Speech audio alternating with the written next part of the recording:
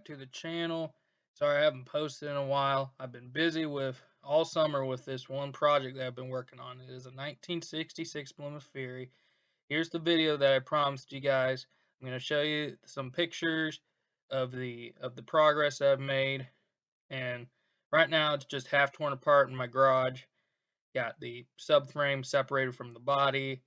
Eventually I'm going to put the 440 in it, probably towards early spring maybe.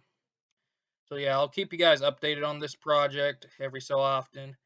I'll also do an introductory video to another project we bought. We just bought a 1971 Dodge Charger, and I'm gonna do a little introductory video on that. Probably not gonna work on that for a while, but that is a future project that I'm gonna feature on the channel.